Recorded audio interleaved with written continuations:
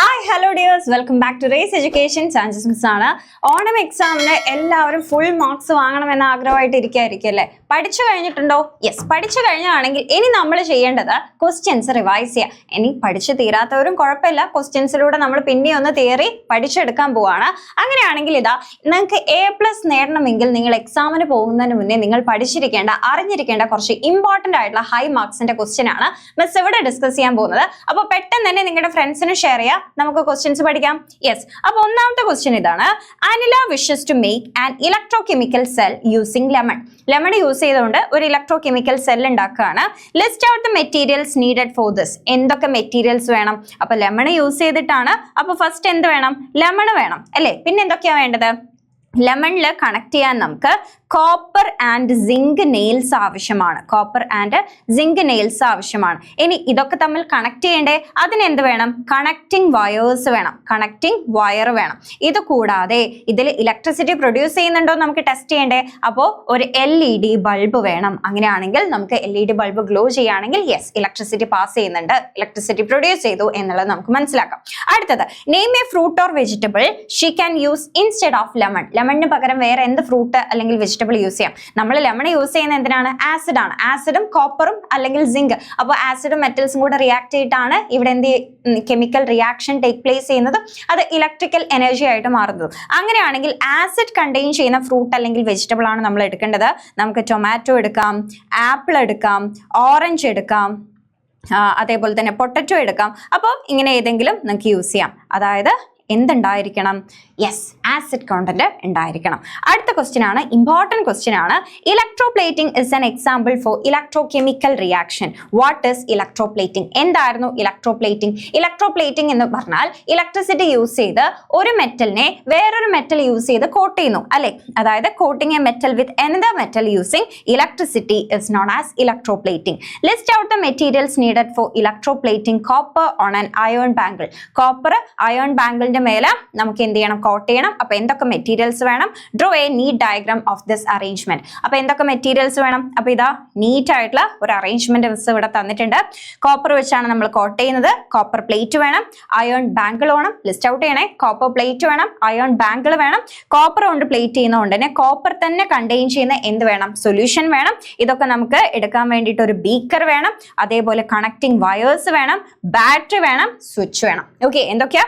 Copper plate, iron bangle, copper sulfate solution, beaker, connecting wire, switch and battery. Okay, അപ്പൊ ഇത് NEET ആയിട്ട് നിങ്ങൾ 1, 2, 3 തവണ വരച്ചു പഠിക്കാം. പിന്നെ നിങ്ങൾക്ക് ഈസി ആയിരിക്കും വരയ്ക്കാൻ.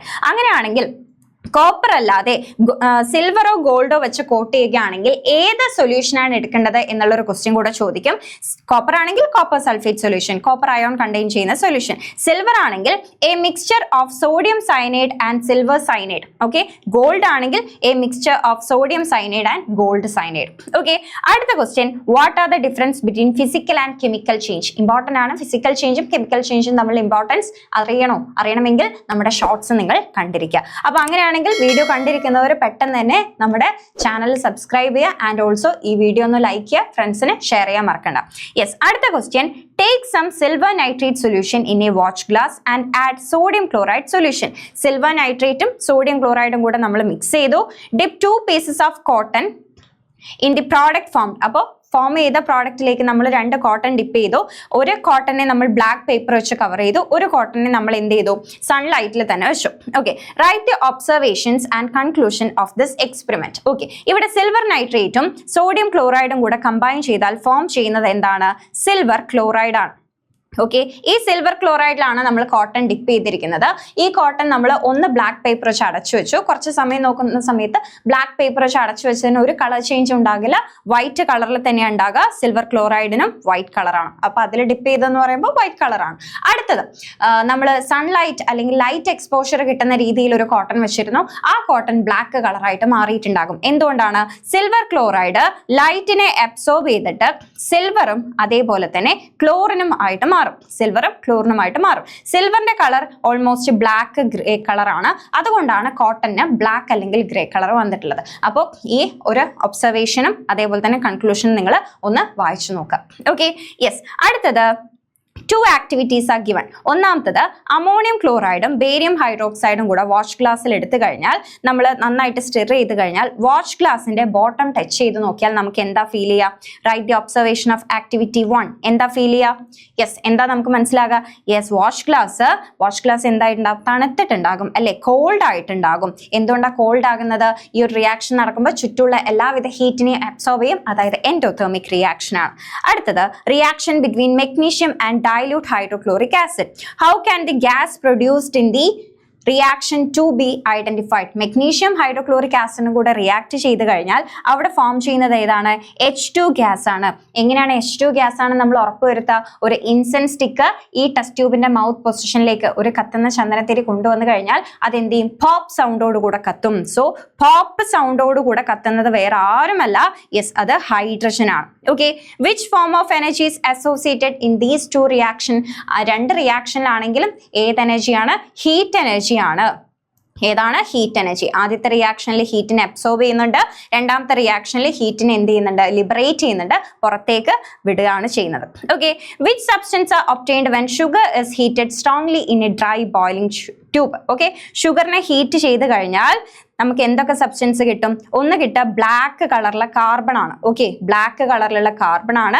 രണ്ടാമത് കിട്ടുന്നത് മറ്റാരുമല്ല, വാട്ടർ ആണ്. ഓക്കെ, ടെസ്റ്റ് ട്യൂബിന്റെ വാൾസിൽ നമുക്ക് വാട്ടർ ഡ്രോപ്ലെറ്റ്സ് കാണാൻ പറ്റും. Which of these is an element which is a compound? നമുക്കറിയാം carbon same kind of atoms ആണ്, അതുകൊണ്ട് ഇതെന്താണ്? യെസ്, കാർബൺ ആണ് ഒരു എലമെന്റ് എന്ന് പറയുന്നത്. അങ്ങനെയാണെങ്കിൽ വാട്ടർ എന്തായിരിക്കും? ഡിഫറെന്റ് കൈൻഡ് ഓഫ് ആറ്റംസ് ആണ്. അപ്പോൾ വാട്ടർ എന്താണ്? വാട്ടർ ആണ് കോമ്പൗണ്ട് ആയിട്ടുള്ളത്. ഓക്കെ, അടുത്തത് how many oxygen atoms are present in a molecule of sulfuric acid? ഇങ്ങനെ ഒരു കെമിക്കൽ ഫോർമുല തന്നു കഴിഞ്ഞാൽ ഇതിൽ എത്ര ഓക്സിജൻ ആറ്റം ഉണ്ടെന്ന് ചോദിച്ചാൽ 1 ആണോ? അല്ല. ഇവിടെ റൈറ്റ് സൈഡിൽ ചെറുതാക്കി എഴുതി വെച്ചിട്ടില്ല എത്ര എണ്ണം ഉണ്ടെന്ന്? യെസ്, O4 ആണ് എന്ന് പറഞ്ഞു കഴിഞ്ഞാൽ 4 ഓക്സിജൻ ആറ്റംസ് ആണ്. 4 ഓക്സിജൻ ആറ്റംസ് ആണ്. അടുത്ത question, determine the total number of atoms present in 5NH3. 5NH3യിൽ ടോട്ടൽ എത്ര നമ്പർ ഓഫ് ആറ്റംസ് ഉണ്ട്? അപ്പൊ ഇങ്ങനെ ഒരു കെമിക്കൽ ഫോർമുല തന്നു കഴിഞ്ഞാൽ ഇവിടെ ലെഫ്റ്റ് സൈഡിൽ നിങ്ങൾക്ക് ഒരു നമ്പർ കാണാൻ പറ്റുന്നുണ്ട്. എത്രയാണ്? 5 ആണ്. അതായത് ഈ 5 എന്നുള്ളത് എല്ലാവർക്കും കോമൺ ആയിട്ടുള്ളതാണ്. ഈ 5 എന്നുള്ളത് എല്ലാവർക്കും കോമൺ ആണ്. നൈട്രജനും ഹൈഡ്രജനും കോമൺ ആണ്. അപ്പൊ ആദ്യം നൈട്രജൻ എഴുതുന്ന സമയത്ത് നൈട്രജൻ ഒരു ആറ്റം ആണ്. 5 മോളിക്യൂൾ ആകുമ്പോൾ 5 × 1 = 5. ഓക്കെ, അടുത്തത് ഹൈഡ്രജൻ നോക്കുമ്പോൾ ഓൾറെഡി 3 ആറ്റം ഉണ്ട്. സോ 5 മോളിക്യൂൾ ആണ്. 3 × 5 = 15 കിട്ടും. അപ്പോൾ ടോട്ടൽ ആറ്റംസ് എത്രയായിരിക്കും? ടോട്ടൽ ആറ്റംസ് =20 ആണ്. 20 ആറ്റംസ് ആണ് ടോട്ടൽ 5NH3 മോളിക്യൂളിൽ ഉണ്ടാകുന്നത്. അടുത്തത് simple for the element hydrogen H. What is the difference between 2H and H2? 2H എന്ന് പറഞ്ഞു കഴിഞ്ഞാൽ നമുക്കറിയാം 2 ഹൈഡ്രജൻ ആറ്റം ആണ്. 2 ഹൈഡ്രജൻ ആറ്റം ആണ്. ഓക്കെ, രണ്ടാമത്തത് H2 എന്ന് തന്നു കഴിഞ്ഞാൽ 2 ഹൈഡ്രജൻ ആറ്റം ആണ്. പക്ഷെ അവരെന്ത് ചെയ്തിട്ടുണ്ട്? അവർ കമ്പൈൻ ചെയ്തിട്ടാണ് നിൽക്കുന്നത്. അവർ കമ്പൈൻ ചെയ്ത് ഒരു മോളിക്യൂൾ ആയിട്ടാണ് നിൽക്കുന്നത്. ദാറ്റ് ഈസ് ഒരു മോളിക്യൂൾ ഓഫ് ഹൈഡ്രജൻ ആണ് തന്നിരിക്കുന്നത്. 2 ആറ്റം കണ്ടെയ്ൻ ചെയ്യുന്നുണ്ട്, പക്ഷെ അതൊരു മോളിക്യൂളും കൂടെയാണ്. Okay, yes. അങ്ങനെയാണെങ്കിൽ അടുത്ത question, what are the components of water? How can we separate the components of water? വാട്ടറിന്റെ കോമ്പോണൻസ് ഏതൊക്കെയാണ്? ഹൈഡ്രജനും ഓക്സിജനുമാണ് വാട്ടറിന്റെ കോമ്പോണൻസ് അല്ലെ. അങ്ങനെയാണെങ്കിൽ ഹൈഡ്രജനെയും ഓക്സിജനെയും നമുക്ക് വാട്ടറിനെ സ്പ്ലിറ്റ് ചെയ്ത് ഹൈഡ്രജനും ഓക്സിജനും ആക്കി മാറ്റണമെങ്കിൽ നമ്മൾ എന്താ ചെയ്തത്? How can we separate? എങ്ങനെയാണെന്ന് അറിയാമെങ്കിൽ നിങ്ങൾ എന്ത് ചെയ്യുക? നമ്മുടെ കമന്റ് ബോക്സിൽ കമന്റ് ചെയ്യുക. മിസ് ചെക്ക് ചെയ്യും ആരൊക്കെ കറക്റ്റ് ആയിട്ടുള്ള ആൻസേഴ്സ് കമന്റ് ചെയ്തിട്ടുണ്ട്. Okay, yes. അടുത്തത് what are periods and groups in a periodic table? നമുക്കറിയാം ഹൊറിസോണ്ടൽ ആയിട്ടുള്ള റോകൾ ഉണ്ട് പീരിയോഡിക് ടേബിളിൽ, അതാണ് പീരീഡ് എന്ന് വിളിക്കുന്നത്. വേർട്ടിക്കൽ ആയിട്ടുള്ള കോളം ഉണ്ട് പീരിയോഡിക് ടേബിളിൽ, അതാണ് ഗ്രൂപ്പ് എന്ന് വിളിക്കുന്നത്. മോഡേൺ പീരിയോഡിക് ടേബിളിൽ 7 പീരീഡും 18 ഗ്രൂപ്പുമാണുള്ളത്. ഒന്ന് ജസ്റ്റ് ഓർത്ത് വെച്ചോളൂ. അടുത്തത് classify the elements into following into elements and compounds. ഏതൊക്കെയാണ് എലമെന്റ്സ്, ഏതൊക്കെയാണ് കോമ്പൗണ്ട്സ്? എലമെന്റ്സ് എന്ന് പറഞ്ഞു കഴിഞ്ഞാൽ സെയിം കൈൻഡ് ഓഫ് ആറ്റം ആണ്. കാർബൺ ഒരു എലമെന്റ് ആണ്. കാർബൺ ഡയോക്സൈഡ് ഒരു കോമ്പൗണ്ട് ആണ്. അമോണിയ, നൈട്രജനും ഹൈഡ്രജനും ഉണ്ട്, കോമ്പൗണ്ട് ആണ്. സോഡിയം ക്ലോറൈഡ്, സോഡിയം ഉണ്ട്, ക്ലോറിനും ഉണ്ട്, അപ്പൊ അത് കോമ്പൗണ്ട് ആണ്. ഓക്സിജൻ എന്ന് പറഞ്ഞാൽ ഓക്സിജൻ ആറ്റം മാത്രമാണ്, സോ എലമെന്റ് ആണ്. സോഡിയം എന്ന് പറയുമ്പോൾ സോഡിയം ആറ്റം മാത്രമാണ്, അതും എന്താണ്? എലമെന്റ് ആണ്.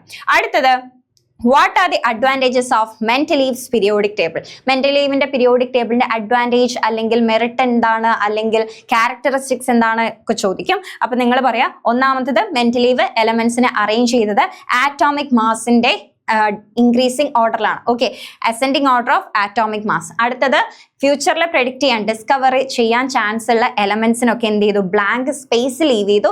അതേപോലെ ആ ഡിസ്കവർ ചെയ്യാനുള്ള എലമെന്റ്സിന്റെ പ്രോപ്പർട്ടീസ് ഓൾറെഡി പ്രെഡിക്റ്റ് ചെയ്തു. അതേപോലെ സിമിലർ ആയിട്ടുള്ള പ്രോപ്പർട്ടീസിനൊക്കെ ഒരു ഗ്രൂപ്പിലേക്ക് അദ്ദേഹം അറേഞ്ച് ചെയ്തു. ഓക്കെ, അപ്പൊ ഈ ഒരു 3 ക്യാരക്ടറിസ്റ്റിക്സ് നിങ്ങൾ പഠിച്ചിരിക്കുക. അടുത്ത question, what is the white powder formed when magnesium burns in air? Magnesium എയറിൽ ബേൺ ചെയ്ത് കഴിഞ്ഞാൽ എന്താണ് അവിടെ ഫോം ചെയ്യുന്നത്? ഒരു വൈറ്റ് പൗഡർ ഫോം ചെയ്യുന്നുണ്ട്. അതാരാണ്? മെഗ്നീഷ്യം ഓക്സൈഡ് ആണ്.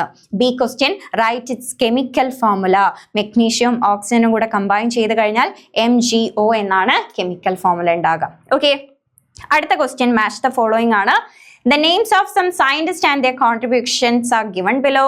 Yes, write them in the correct order. Splitting of water by passing electricity.